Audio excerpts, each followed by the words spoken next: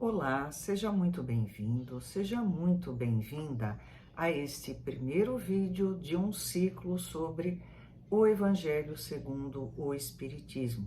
Eu pretendo fazer uma leitura comentada. Bom, para quem que esses vídeos são feitos?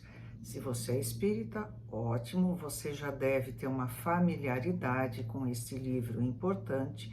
É o terceiro livro da obra de Allan Kardec, mas às vezes você pode, sei lá, querer uma outra visão, entender que são vários planos de interpretação. Se você é um simpatizante, ainda não se considera um espírita, eu pretendo fazer de uma maneira suave. A intenção aqui não é dizer como você deve interpretar, mas sugerir possibilidades de interpretação. Bom, por que que eu faço uma leitura comentada?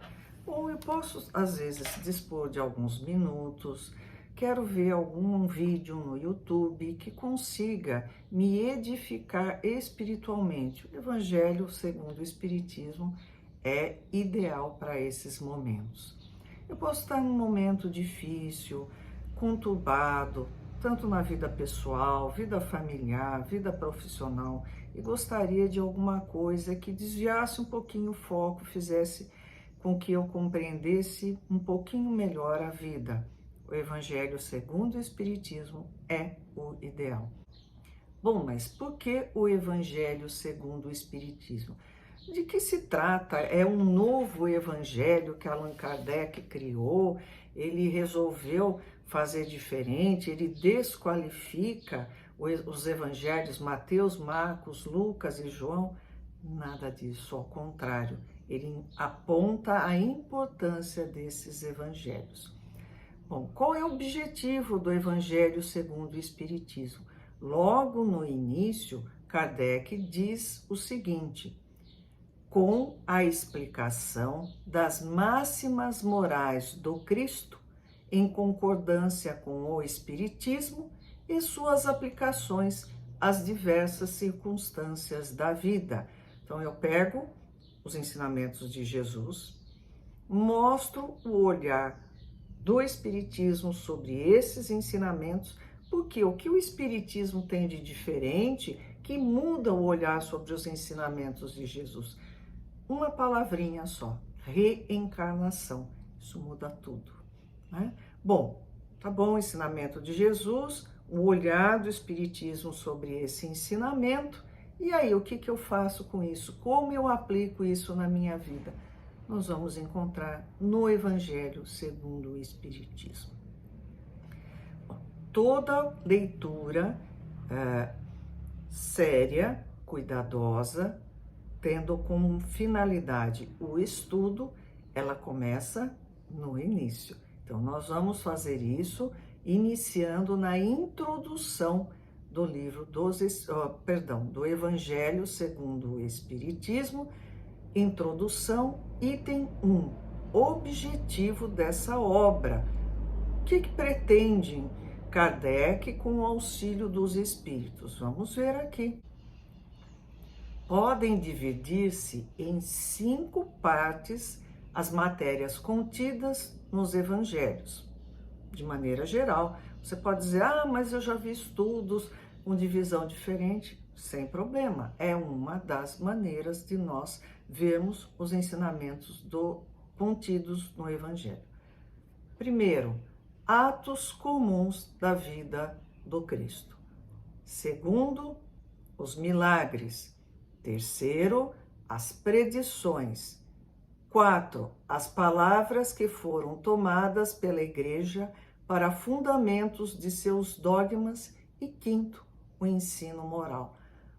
Parênteses aqui: milagres e predições, 2 itens. Quem tem curiosidade, quem gostaria de entender tudo isso sob a ótica do Espiritismo, eu recomendo o livro A Gênese, de Allan Kardec, e o subtítulo é Os Milagres e as Predições segundo o Espiritismo.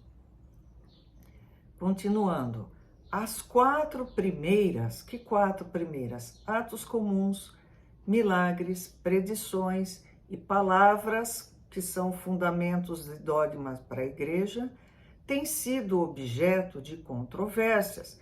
São várias leituras, várias maneiras de você enfocar dependendo da vertente religiosa.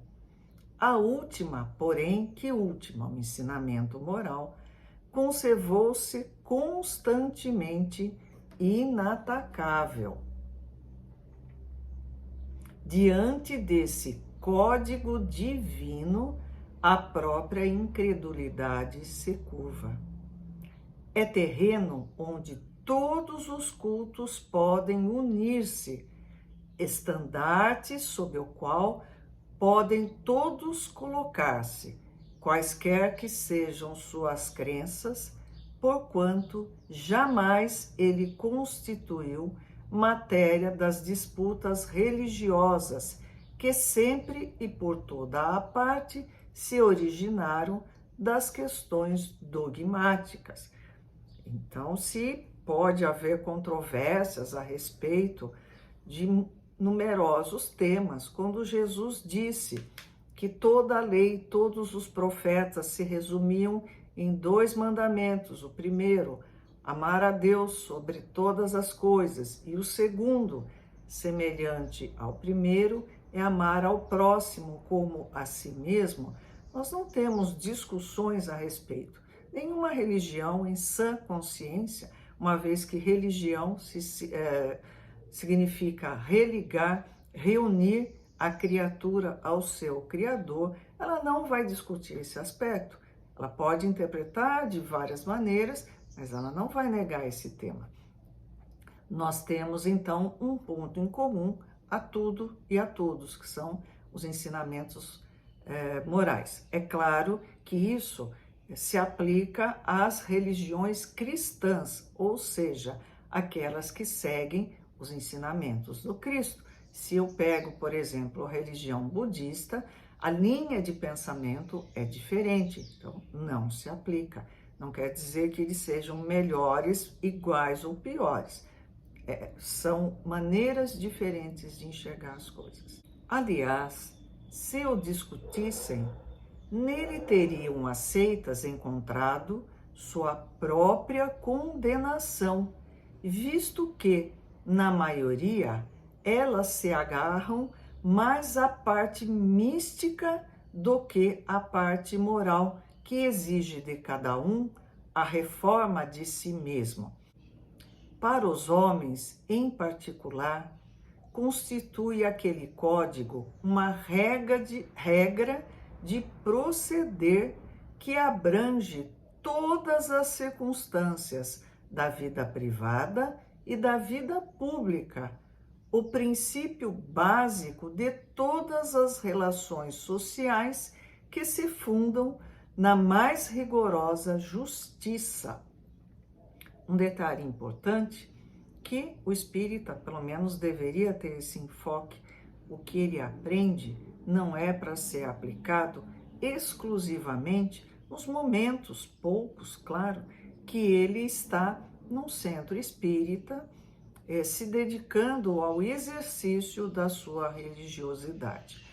Esses ensinamentos são para serem aplicados no seu local de trabalho, nas suas relações de amizade e, principalmente, na sua vida em família. É isso que nós devemos fazer.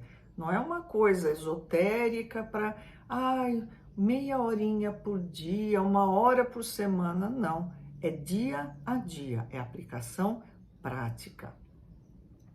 É, finalmente, e acima de tudo, o roteiro infalível para a felicidade vindoura, aquela felicidade que vai chegar, se não nessa encarnação, nas futuras encarnações.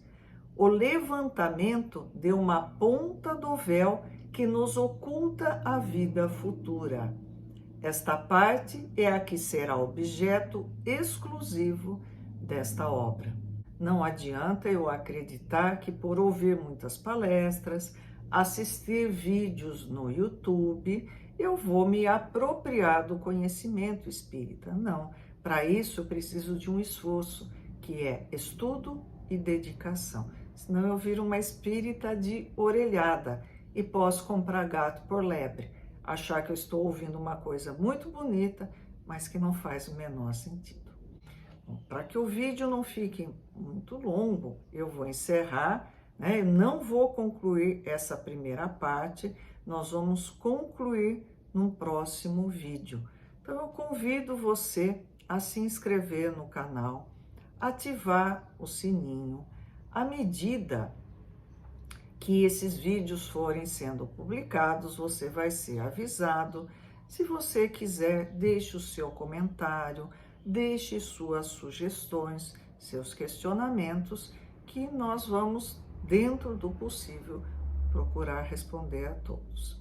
Que Jesus nos abençoe e nos ilumine nessa nova jornada. Até a próxima.